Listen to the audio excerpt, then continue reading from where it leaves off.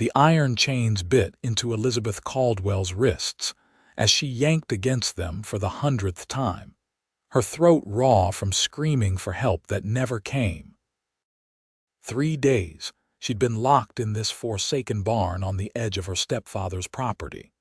Punishment for daring to speak against his plans to marry her off to the town banker, a man 30 years her senior with wandering hands and a cruel smile. It was 1876 in the harsh territory of Wyoming, where a woman's worth was measured by her obedience and little else.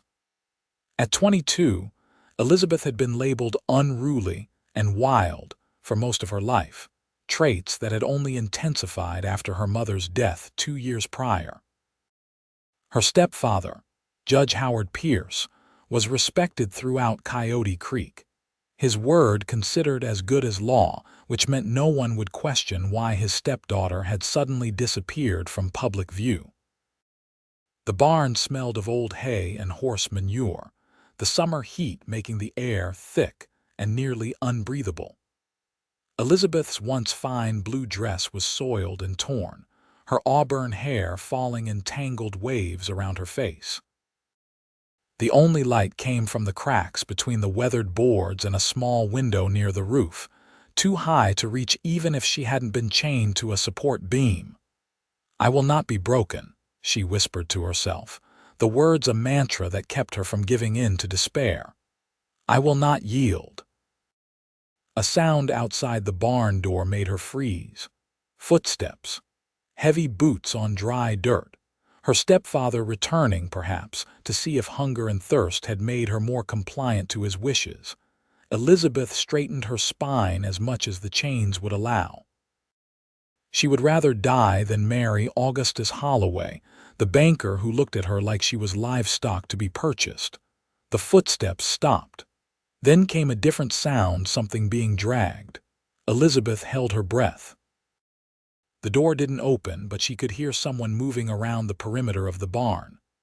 "Hello," she called, her voice cracking from thirst.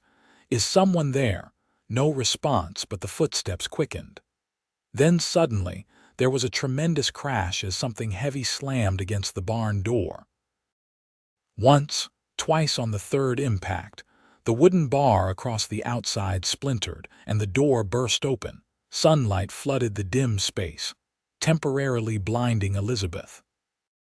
She squinted, making out only the silhouette of a tall man standing in the doorway, dust motes swirling around him in the golden light. "Good Lord Almighty," a deep voice said. As her eyes adjusted, Elizabeth saw him clearly. He was a stranger, broad-shouldered and lean-hipped, wearing dusty trail clothes and a worn Stetson pulled low over his eyes. A gun belt hung at his waist, and behind him she could see a horse waiting patiently. "Who are you?" she demanded, instinctively pulling at her chains as if she could hide herself. The man stepped into the barn, removing his hat to reveal sun-streaked brown hair and a face that, while weathered by sun and wind, couldn't have belonged to someone much older than 30. His eyes, a startling shade of blue, widened as he took in her condition. "Name's Everett Dawson, madam," he said, approaching slowly as if she were a spooked horse. "I was passing through, tracking some strays from my herd when I heard sounds from this barn." His gaze fell to the chains at her wrists and his expression hardened. "Who did this to you?" "My stepfather," Elizabeth said, deciding honesty was her best chance at freedom. "Judge Pierce. He locked me in here because I refused to marry the man he chose." Everett's jaw tightened. "Judge Pierce." "The man who presides over in Coyote Creek," Elizabeth nodded, watching him warily. "You know him." "I know of him." Everett moved closer, examining the chains. "This isn't right, no matter who did it." He glanced back at her face. "What's your name?" "Elizabeth Caldwell." Recognition flickered in his eyes. "The judge's daughter who disappeared 3 days ago. There's talk in town you ran off with a traveling salesman." A bitter laugh escaped her parched lips. "Is that the story he's telling? I should have expected as much." He couldn't very well admit He chained his daughter in a barn for disobedience. Everett knelt beside her, examining the lock on the chains. "Hold still," he said, pulling a knife from his boot. He worked the blade into the mechanism, his face a mask of concentration. After several tense moments, there was a click, and the manacle on her right wrist sprang open. Elizabeth gasped as blood rushed back into her hand. The skin beneath the iron was raw and bleeding in places. "Thank you," she whispered as he worked on the second lock. "Don't thank me yet," Everett replied, his voice grim. "Your stepfather is a powerful man in these parts. Once he discovers you're gone, he'll come looking." The second manacle fell away, and Elizabeth nearly collapsed. Everett caught her by the shoulders, steadying her. "When did you last have water?" he asked, concern etching lines around his eyes. "Yesterday morning. He brings water once a day." Without a word, Everett stood and went to his horse, returning with a canteen. Elizabeth drank gratefully, the cool water like heaven on her parched throat. "Can you ride?" he asked, taking back the canteen. Elizabeth nodded. "Since I was a child." "Good, because we need to leave. Now." He helped her to her feet, supporting her when her legs threatened to give way. "I've got a small cattle ranch about 30 miles north of here. You can stay there until we figure out what to do." "Why would you help me?" Elizabeth asked, searching his face for some sign of deception. Men, in her experience, rarely did anything without expecting something in return. Everett's expression softened slightly. "Because what's happening here isn't right, and my mother raised me to stand against things that aren't right, even when it's inconvenient." Something in his straightforward answer made Elizabeth believe him. She nodded. "I accept your help, Mr. Dawson. But you should know my stepfather won't stop looking for me. Then we'd best make sure he doesn't find you." Everett led her out of the barn toward his horse, a sturdy palomino that watched them with intelligent eyes. "This is Sage," he said, patting the horse's neck. "He's strong enough to carry us both until we can find you a mount of your own." He helped Elizabeth up, then swung into the saddle behind her. The proximity made her tense, but she had little choice. They rode away from the barn at a steady pace, keeping to the tree line that bordered the property. Elizabeth looked back once at the place of her imprisonment, a strange mix of emotions washing over her: relief, fear, and something unexpected. Hope. Whatever lay ahead, it had to be better than the fate that awaited her if she remained. "Head down," Everett murmured as they approached the main road. "We don't want anyone recognizing you." Elizabeth obeyed, letting her tangled hair fall forward to shield her face. They rode in silence for several miles, taking less traveled paths through the rugged landscape. As the sun began to set, painting the Wyoming sky in brilliant oranges and pinks, Everett finally broke the silence. "There's a creek about a mile ahead. We'll stop there for the night. It's too dangerous to keep riding in the dark, and Sage needs rest." "Won't my stepfather's men check the creeks first?" Elizabeth asked. Everett nodded approvingly. "Smart thinking. But this one's hidden locals call it Whisper Creek because you can barely hear it running unless you're standing right beside it. Few people know it's there." When they reached the creek, it was just as Everett had described: a narrow ribbon of clear water flowing softly between rocks, sheltered by a stand of cottonwoods. He helped Elizabeth dismount, steadying her when her legs threatened to buckle. "You need food," he observed, leading her to a fallen log where she could sit. "And rest." "I need a bath more than anything," Elizabeth said, looking down at her filthy dress with disgust. Everett nodded.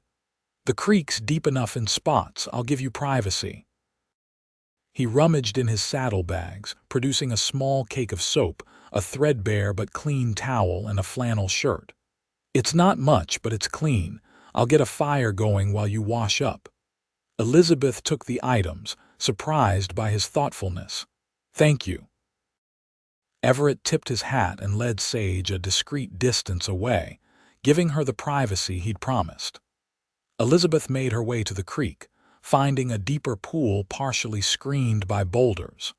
The water was cold, but after 3 days in that barn, it felt wonderful against her skin. She scrubbed away the dirt and grime, washing her hair and rinsing it in the clear water.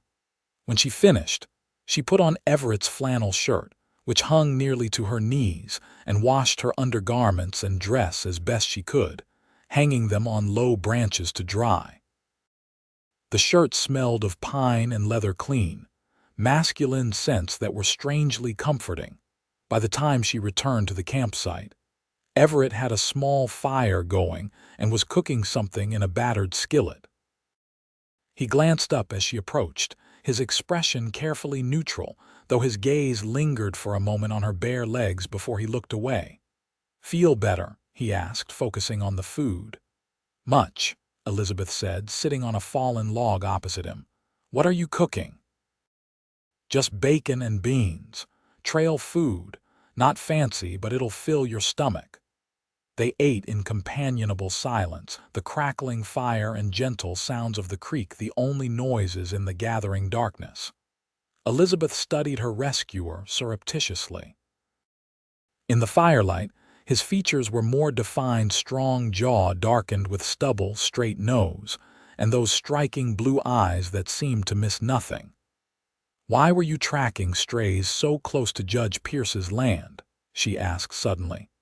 "Most ranchers stay clear of his property." "He's not known for his generosity with trespassers."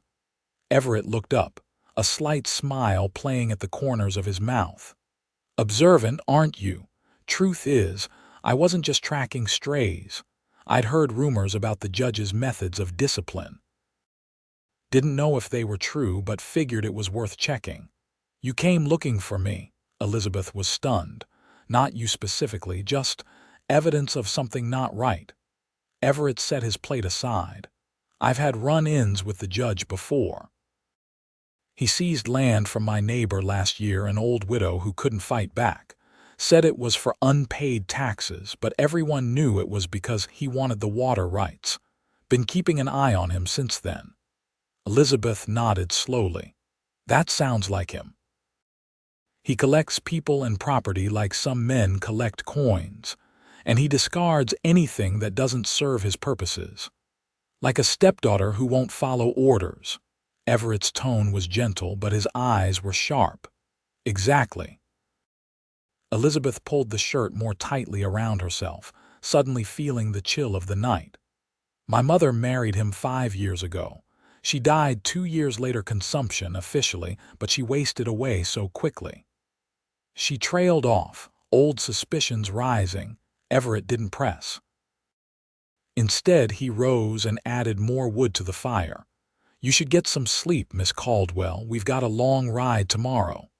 "Elizabeth," she corrected him.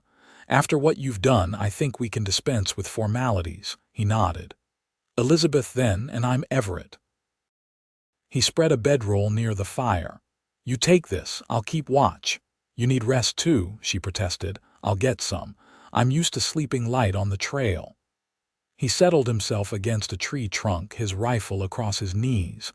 "Try not to worry, we've got a good head start."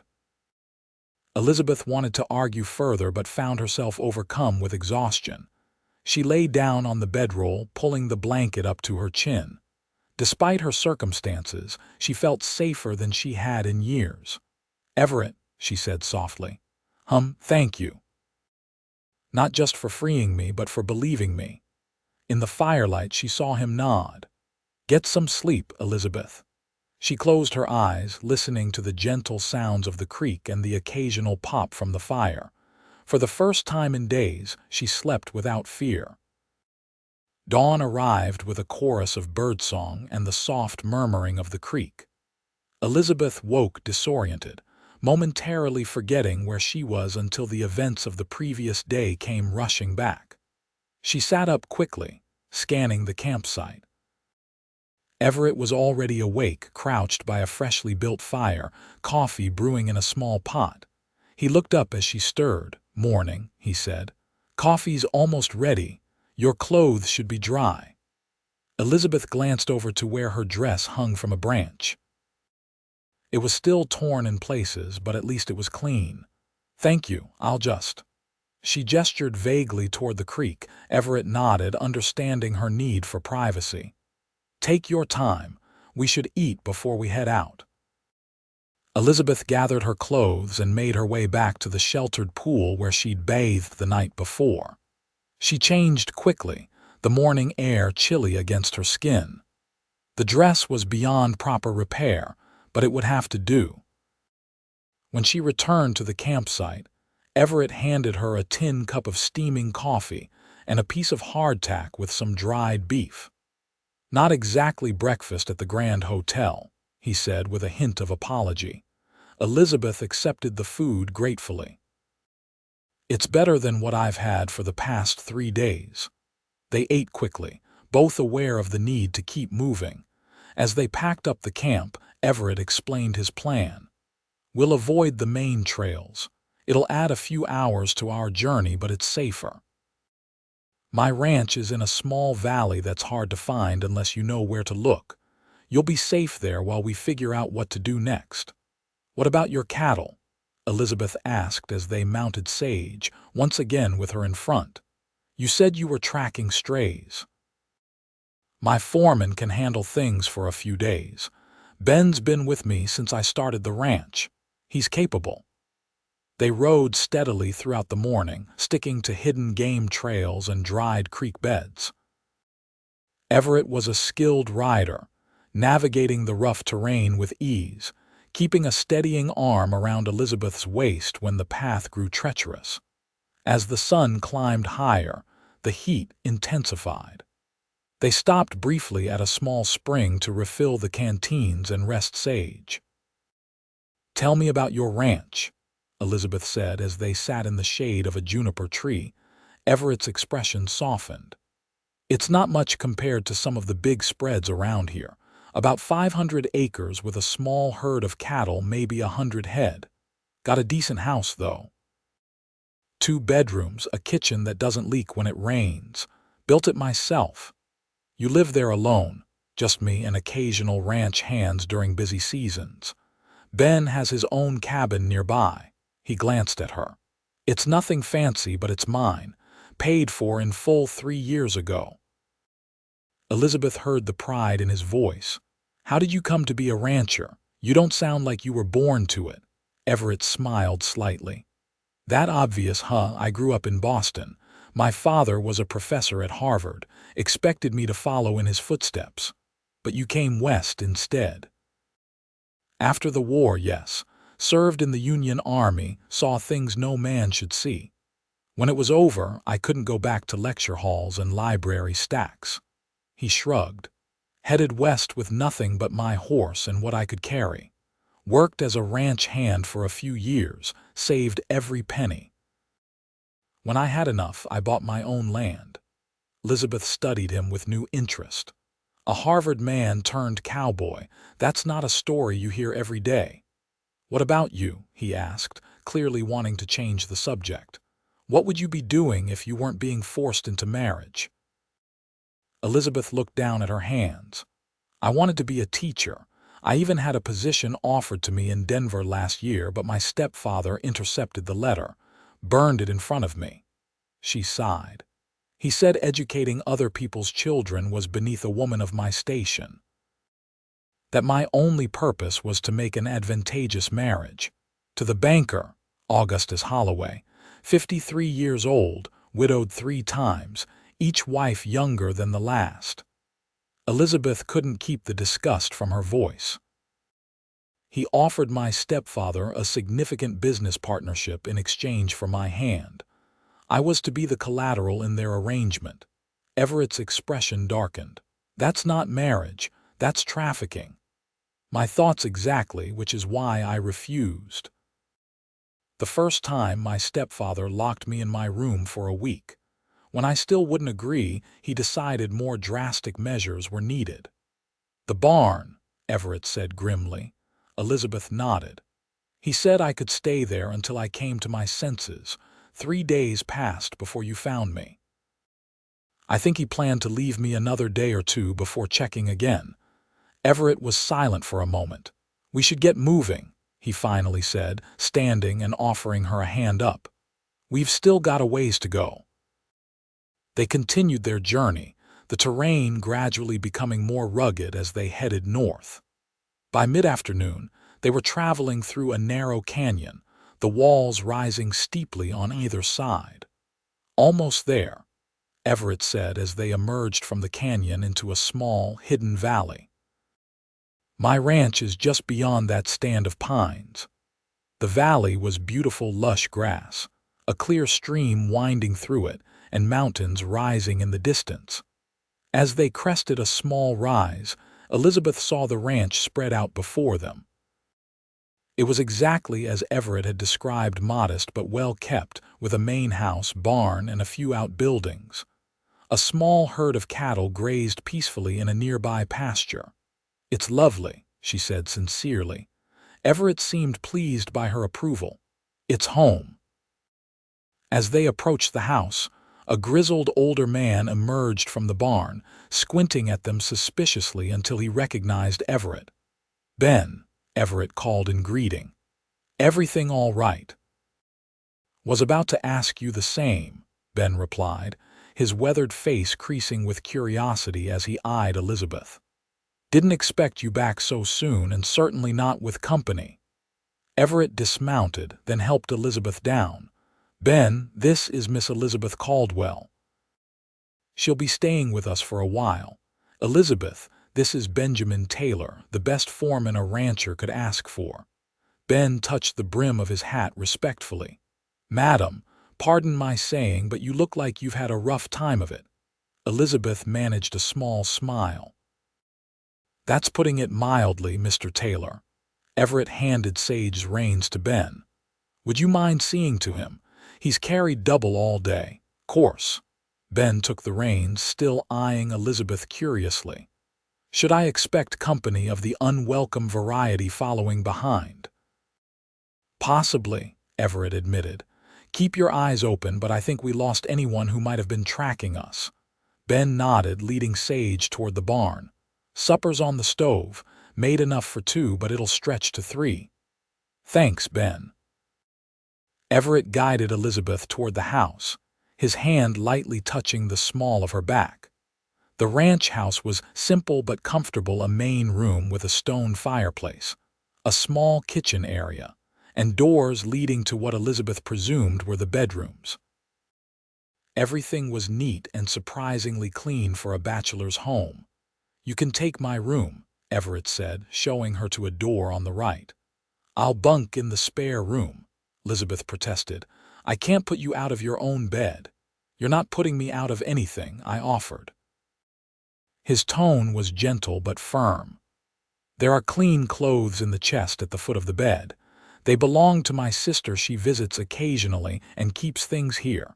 They might be a bit large, but they'll be better than that torn dress. Elizabeth was touched by his thoughtfulness. Your sister won't mind. Eliza would be the first to insist. She's got a strong sense of justice, just like our mother. He smiled slightly. Rest a bit if you want. Supper will be ready soon. Left alone, Elizabeth explored the bedroom. Like the rest of the house, it was simple but comfortable, a sturdy bed with a patchwork quilt, a chest of drawers, and a small window overlooking the valley. She opened the wooden chest and found several dresses, skirts, and blouses, all plain but well made. She selected a blue calico dress that looked closest to her size and changed quickly. When she emerged from the bedroom, Everett was at the stove, stirring something in a large pot. He looked up, and for a moment, his expression was unguarded surprise and something else flickering in his eyes before he composed himself. Looks like Eliza's clothes fit you well enough, he said, turning back to the pot. They're perfect. Please thank her for me. Elizabeth moved closer, the savory aroma making her stomach growl. Can I help with anything? You can set the table if you like. Plates are in that cupboard. He nodded toward a wooden cabinet. Elizabeth found the dishes and set the small table for three. As she worked, she noticed more details about the house books stacked neatly on shelves, a worn armchair positioned by the fireplace, a desk in the corner covered with papers and ledgers. It was the home of an educated man, not just a rancher. Ben joined them for the meal, which turned out to be a hearty beef stew with biscuits. The conversation was guarded at first, but as they ate, Ben's natural curiosity got the better of him. "So, Miss Caldwell, might I ask how you and Everett came to be traveling together?" "It's not often he brings guests, especially not young ladies." Elizabeth glanced at Everett, who nodded slightly, indicating she could share as much or as little as she wished. "Mr. Dawson rescued me from a difficult situation," she said carefully. "My stepfather had imprisoned me for refusing to marry the man he chose." Ben's bushy eyebrows rose. "Imprisoned? Like in a jail? In a barn, actually, chained to a support beam." Elizabeth kept her tone matter-of-fact, though the memory made her wrists ache where the manacles had been. Ben let out a low whistle, looking at Everett with new respect. "So you broke her out. That's why you're worried about being followed." Everett nodded, tearing a biscuit in half. "Her stepfather is Judge Pierce."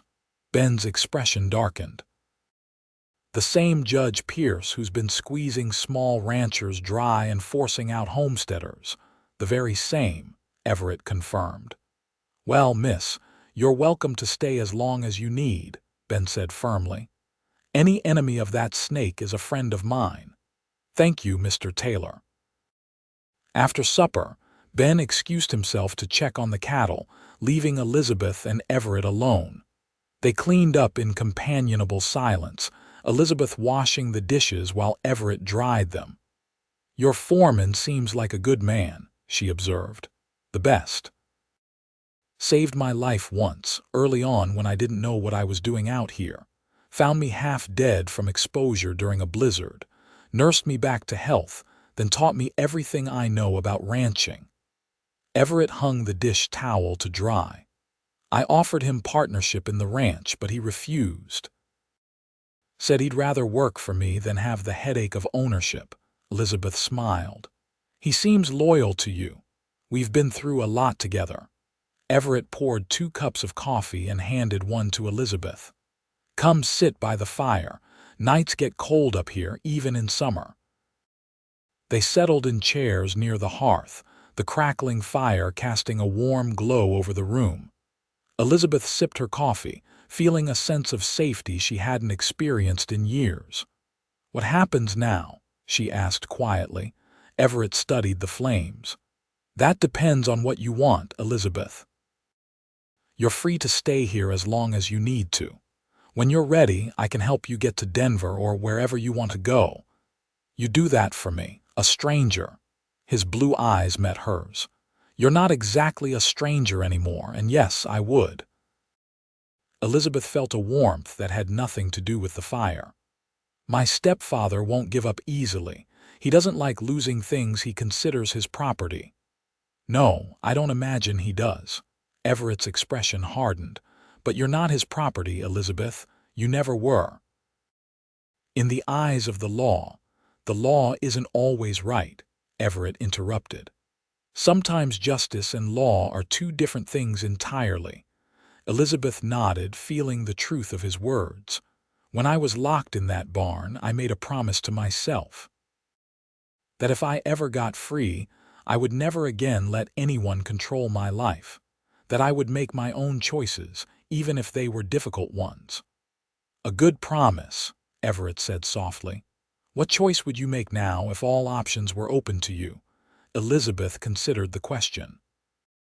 "I would still want to teach, to have my own income, my own life."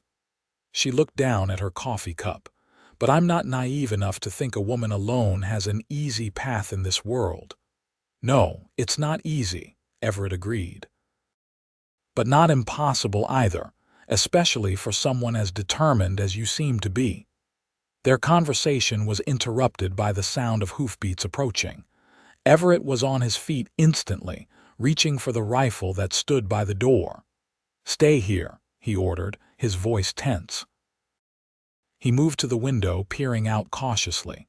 After a moment, his shoulders relaxed. "It's just Ben." The door opened and Ben hurried in, his expression grim. Riders coming up the north trail, 4 of them, moving fast. Everett cursed under his breath. "Did they see you?" "Don't think so. I was checking the north pasture when I spotted them, cut across the creek to get back here." Ben glanced at Elizabeth. "One of them's wearing a badge." Elizabeth felt the blood drain from her face. "The sheriff. My stepfather must have convinced him I was kidnapped." "Wouldn't be hard," Ben said grimly. "Sheriff Doyle owes the judge for his position." Everett made a quick decision. "Ben, take Elizabeth to the old line cabin. Stay there until I come for you or send word." "What about you?" Elizabeth asked, fear clutching at her heart. "I'll deal with the sheriff. Better if they don't find you here." Everett moved quickly, gathering supplies. "Take the back trail. If you ride hard, you can reach the cabin before they get here." Ben nodded. "Come on, miss. There's no time to waste." Elizabeth hesitated, looking at Everett. "Be careful. My stepfather is dangerous. So am I when pushed." Everett's expression softened slightly. "Go. I'll find you when it's safe." Ben led her out the back door to where 2 horses were already saddled. They mounted quickly and rode away from the house, keeping to the shadows of the tree line. Elizabeth glanced back once to see Everett standing in the doorway, rifle in hand, watching them go. They rode hard for nearly an hour, following a barely visible trail that wound through dense forest and across rocky terrain. Finally, they came to a small clearing where a rough log cabin stood, nearly hidden among the pines. "It's not much," Ben said as they dismounted. "But it's secure and hard to find unless you know where to look." The cabin was indeed basic: 1 room with a small fireplace, a narrow cot, and a few essential supplies stored in crates. Ben quickly got a fire going, the small space warming rapidly. "Will Everett be all right?" Elizabeth asked, unable to keep the worry from her voice. Ben smiled slightly. "That man's smarter than most folks give him credit for. Got away with words that surprises people who only see the rancher. He'll handle the sheriff." "But what if they search the ranch?" "They won't find anything to link you to us. Everett will have made sure of that." Ben checked his pistol before setting it within easy reach. "Try to get some rest, miss. Might be a long night." Elizabeth doubted she could sleep, but she sat on the cot, pulling a rough blanket around her shoulders. The events of the past days caught up with her, and despite her anxiety, she eventually drifted into an uneasy slumber. She woke to the sound of soft voices. Dawn light filtered through the cabin's single window. Ben was speaking with someone at the door. Everett.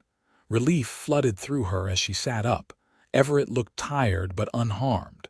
His eyes sought hers immediately, a small smile touching his lips when he saw she was awake. "Everything all right?" he asked. "We're fine," Ben answered. "How did it go with the sheriff?"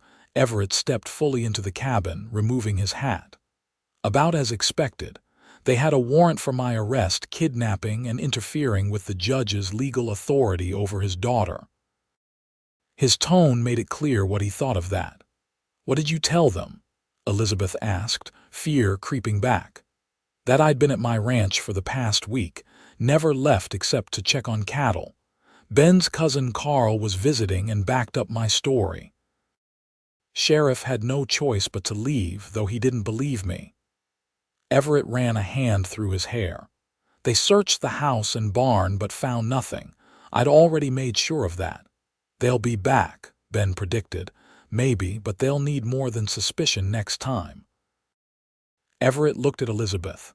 "This buys us some time, but we need to decide what to do next. The judge won't give up easily." "I know," Elizabeth said quietly. "As long as I stay here, I put you in danger. Don't worry about that. Everett said firmly. "My concern is keeping you safe." Ben cleared his throat. "I'll check on the horses," he said, tactfully giving them privacy. When they were alone, Everett sat beside Elizabeth on the cot. "Are you all right?" "Really, I'm scared," she admitted. "Not for myself, but for what my stepfather might do to you. He's ruthless, Everett. He destroys people who stand in his way." "He can try," Everett said simply, "but I'm not so easy to destroy." He hesitated, then reached out to take her hand. "Elizabeth, I want you to know that whatever happens, whatever you decide to do, I'll support you. If you want to leave, go to Denver or further, I'll help you get there safely." The sincerity in his voice touched her deeply. "Why are you doing all this for me? You barely know me." Everett looked down at their joined hands. "When I found you in that barn, something changed. I can't explain it exactly, but—" He met her eyes. "In the war, I saw what happens when good people stand by and do nothing. I promised myself I'd never be that person, but this is more than that. You're important to me, even in this short time." Elizabeth felt a warmth spread through her chest. "You've become important to me too," she whispered. The moment stretched between them, filled with unspoken possibilities. Everett gently squeezed her hand before releasing it. "We should head back to the ranch," he said, standing. "It's safer there than here, now that the sheriff's made his initial search." They rode back to the ranch under the brightening sky, the morning mist burning off as the sun rose higher. Elizabeth rode her own horse this time, a gentle mare named Willow that Ben had saddled for her. Back at the ranch, life took on a strange new rhythm. Elizabeth helped with household tasks, discovering a talent for cooking that surprised both Everett and herself. Ben taught her about the cattle, and Everett gave her free access to his small library, which contained everything from Greek philosophy to recent novels. A week passed without any sign of the sheriff or Judge Pierce's men. Gradually, Elizabeth began to relax, though she remained cautious, never venturing far from the house. One evening, as they sat on the porch watching the sunset, Everett brought up the future. "I've been thinking," he said carefully, "about getting you to Denver." Elizabeth felt a pang of disappointment. "You want me to leave?" "No," he said quickly. "That's not what I meant. I want you to have options. The teaching position you mentioned, it might still be available." "Perhaps," Elizabeth agreed, "but I'm not sure I want to go to Denver anymore." Everett looked at her questioningly. "No," she shook her head. "This past week has made me realize something. I don't just want freedom from my stepfather. I want a life that matters with people who matter to me." She gathered her courage. "People like you, Everett." His eyes widened slightly. "Elizabeth, I know it's forward of me to say such things," she rushed on. "And perhaps you don't feel the same, but these days here, they've been the happiest I can remember in years, despite everything." Everett was silent for a long moment, his expression unreadable in the fading light. Then slowly he reached for her hand. "I feel the same," he admitted, his voice low, "but I don't want you to choose to stay out of gratitude or because you feel you have no other options." "That's not why," Elizabeth said firmly. "I'm choosing to stay because of you. Because when I'm with you, I feel like myself for the first time in years." The look in his eyes made her heart race. Slowly, giving her every chance to pull away, Everett leaned closer. Their lips met in a gentle kiss, tentative at first, then with growing certainty. When they parted, Everett rested his forehead against hers. "I've wanted to do that since the day we rode into this valley," he confessed. Elizabeth smiled. "I wouldn't have objected if you had." The peaceful moment was shattered by the sound of approaching riders, many riders coming fast. Everett was on his feet instantly, pulling Elizabeth up with him. "Get inside," he ordered, his voice tense. "Go to the back room and stay there." "What is it?" she asked, though she already knew the answer. "Trouble." He ushered her into the house, calling for Ben, who emerged from the barn with a rifle already in hand. Through the window, Elizabeth saw at least a dozen men riding toward the house, led by Sheriff Doyle. And beside him, sitting tall and imperious on his black stallion, was her stepfather, Judge Howard Pierce. Her blood turned to ice. Somehow they'd found her. Perhaps someone in town had talked, or maybe they'd been watched all along. Everett positioned himself on the porch, rifle ready but not raised. Ben stood a few paces to his side, his own weapon at the ready. The riders pulled up in the yard, dust billowing around them. Judge Pierce dismounted first, his cold eyes scanning the house until they found Elizabeth watching from the window. A cruel smile curved his lips. "Dawson," Sheriff Doyle called. "We know you've got the judge's daughter. Send her out now, and maybe we can resolve this without bloodshed." Everett's voice was calm but carried clearly. "There's no one here against their will, Sheriff. I suggest you and your men leave my property." Judge Pierce stepped forward, his tall frame rigid with anger. "My daughter is a disturbed young woman, Mr. Dawson. She needs medical attention and the guidance of her family. Hand her over immediately."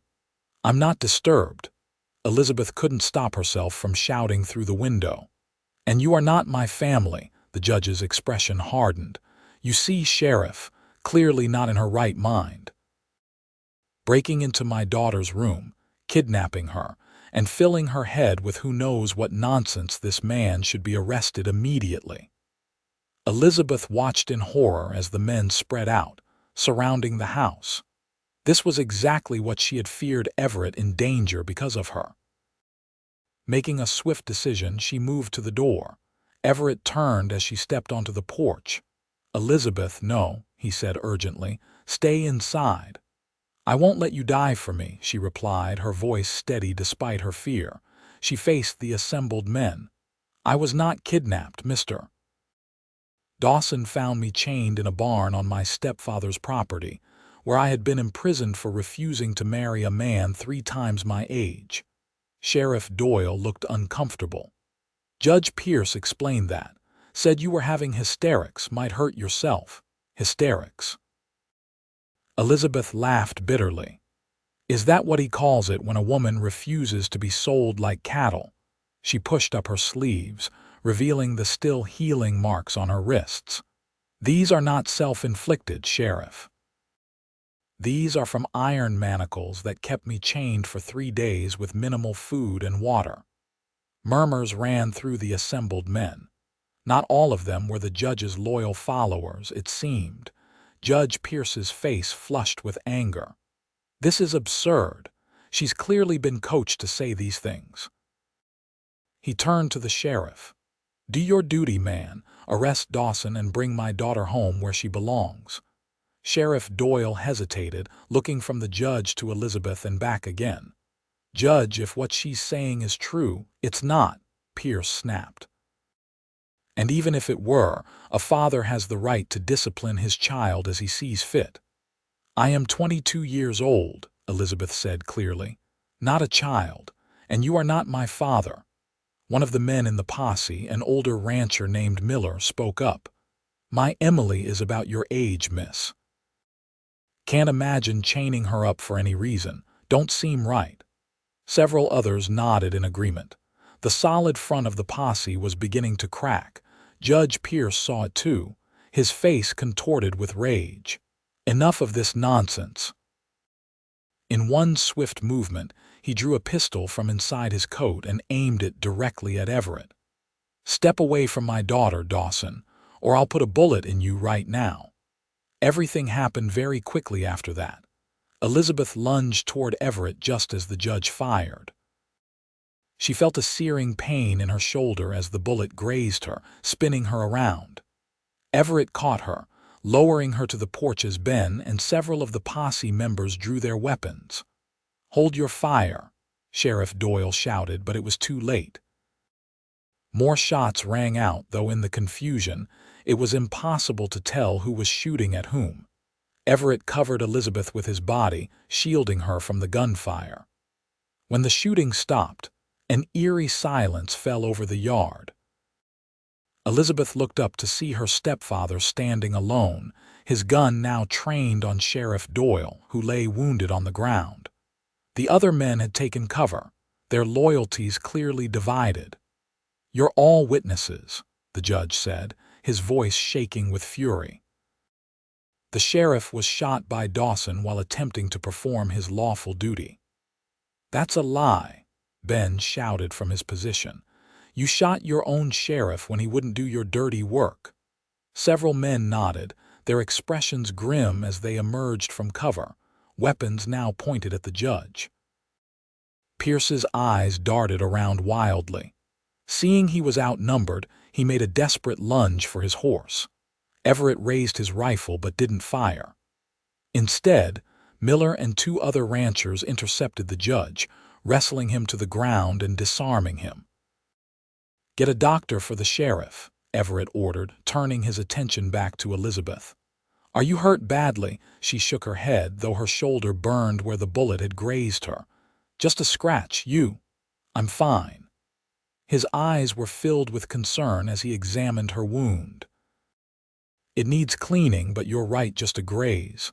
Miller approached, looking grim. "We've got the judge tied up. Sheriff's alive but needs a doctor quick. Thompson's riding to town to fetch one." "What happens now?" Elizabeth asked, looking at the man who had caused her so much pain, now sitting bound and defeated in the dirt. "Now we get statements from everyone," Miller said. "The truth comes out and the judge faces justice for what he's done to you, to the sheriff, and to who knows how many others." The next few hours were chaotic. The doctor arrived to tend to the sheriff and Elizabeth's wound. Statements were taken, and the judge was transported to the town jail under heavy guard. As night fell, the yard finally emptied of all but a few men who stayed to keep watch. Elizabeth sat with Everett on the porch, her shoulder bandaged, a blanket wrapped around them both against the evening chill. "It's over," she said softly, still hardly believing it. Everett nodded, his arm gentle around her waist.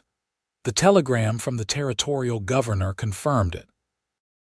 Judge Pierce will stand trial for attempted murder, false imprisonment, and abuse of his position. His days of power are finished." Elizabeth leaned her head against his shoulder. "What happens to me now?" Everett was quiet for a moment. "Whatever you want to happen," he finally said. "Denver is still an option, or," he hesitated, "you could stay here with me." Elizabeth lifted her head to look at him. "As what exactly?" A smile touched his lips. "Well, that depends on you, as my guest, certainly, as more than that if you're willing." "More?" she prompted, her heart quickening. Everett turned to face her fully. "Elizabeth Caldwell, I know we've only known each other a short time, but these past weeks have shown me what kind of woman you are: brave, intelligent, kind.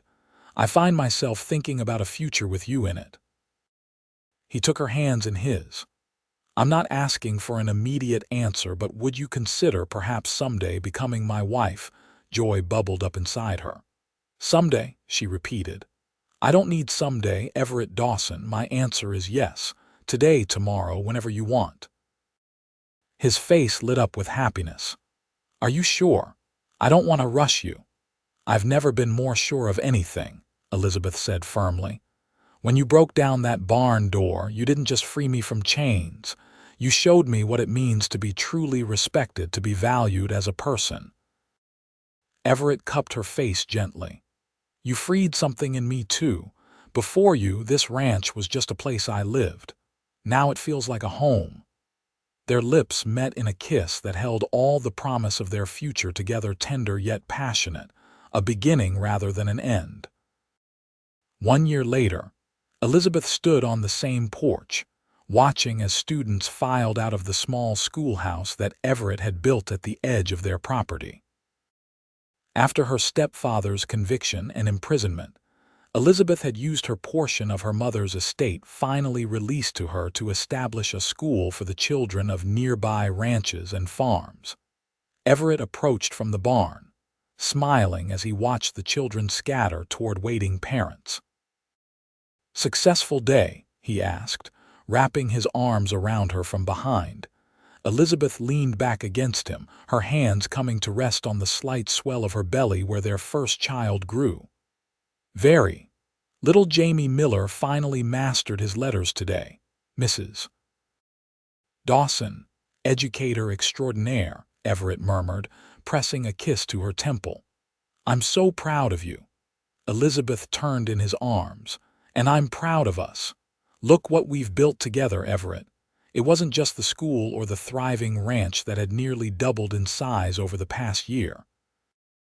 It was the community that had formed around them, families who sent their children to learn from Elizabeth, neighboring ranchers who respected Everett's fair dealings, even Ben, who had finally accepted partnership in the ranch. "Did you ever imagine this?"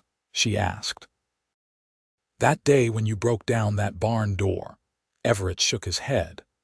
"I knew I was freeing a woman who didn't deserve to be chained. I never dreamed I was finding the love of my life." As the sun set over their valley, painting the sky in brilliant hues of orange and pink, Elizabeth thought about chains, the physical ones that had once bound her wrists, and the invisible ones of fear and convention that had nearly imprisoned her spirit. Everett had helped break them all, not by controlling her but by standing beside her, supporting her choices and loving her for exactly who she was. "No more chains," she murmured, "just wide open skies." Everett smiled, understanding perfectly. "And a future we build together one day at a time." Hand in hand, they walked back to their home as the first stars appeared in the darkening sky, free to choose their own path forward, bound only by the love they had found in the most unexpected of circumstances.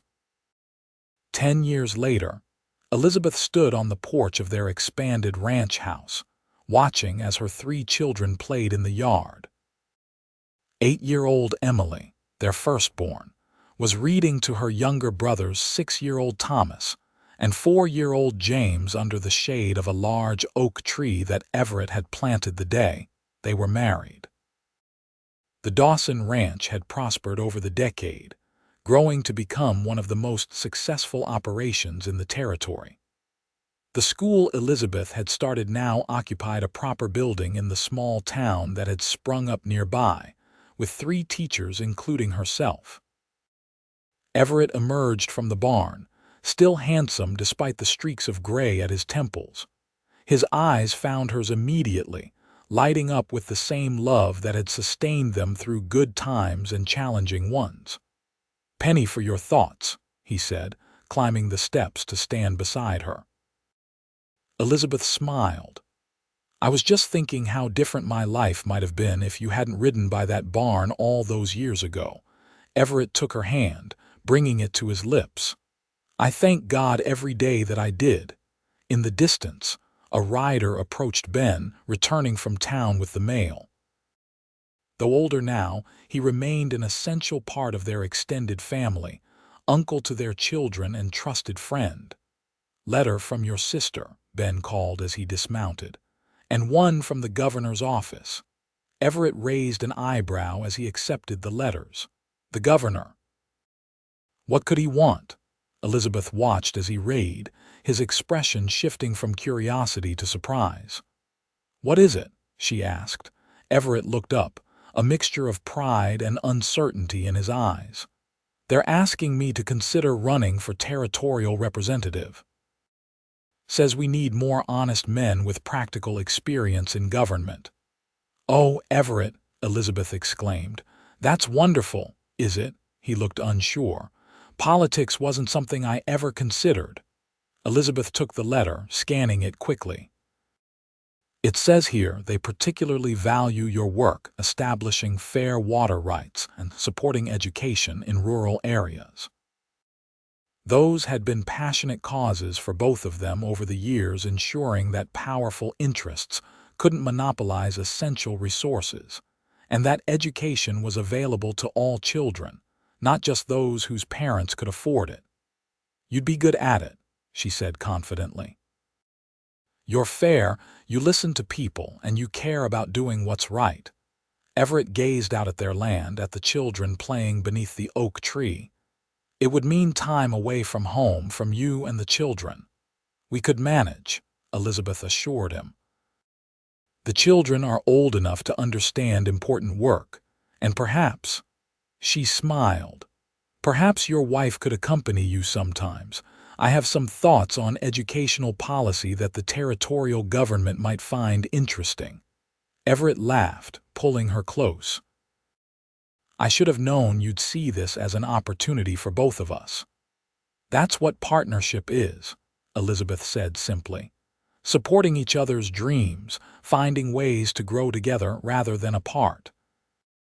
That evening, after the children were asleep, they sat on the porch swing that Everett had built for their 5th anniversary. The night was clear, stars scattered like diamonds across the velvet sky. I've been thinking about what you said, Everett said, his arm around her shoulders. About partnership, Elizabeth nodded, waiting for him to continue. When I found you in that barn, you were fighting your chains even after days of being imprisoned. You never gave up. He turned to face her. That's what I've always admired most about you, your strength, your determination to live life on your own terms. I learned that from you, Elizabeth said softly. You showed me what freedom really means, not just the absence of chains, but the presence of choice. Everett smiled. Then I think we should choose this new path together. I'll accept the nomination, but only if you're with me every step of the way, not as the quiet wife of a representative, but as my true partner. I wouldn't have it any other way, Elizabeth assured him. As they sealed their agreement with a kiss, Elizabeth reflected on the journey that had brought them here. From a chained prisoner to a respected teacher, wife, mother, and now potentially a voice in shaping policy for the territory. It was a transformation she could never have imagined in those dark days in the barn. Yet through it all, the constant had been Everett, not as her savior, though he had indeed saved her, but as her equal, her partner, her love. He had broken down the door that day not to possess her, but to free her. And in that freedom, they had both found something more precious than either could have achieved alone. The night breeze carried the scent of pine and sage, mingling with the lingering warmth of the day. Tomorrow would bring new challenges, new opportunities. But tonight, in this moment, they were simply Everett and Elizabeth Dawson, two people who had found each other against all odds and built a life of purpose, passion, and deep, abiding love. In the years that followed, their story became something of a legend in the territory, how a Harvard-educated cowboy had freed a chained woman from a corrupt judge's barn, how together they had fought for justice and built a legacy of fairness and opportunity that transformed the region. But for Everett and Elizabeth, the greatest achievement remained the life they created together, measured not in acres or political victories, but in moments of connection, in the family they raised, and in the unwavering love that had begun on that fateful day when chains were broken and true freedom found.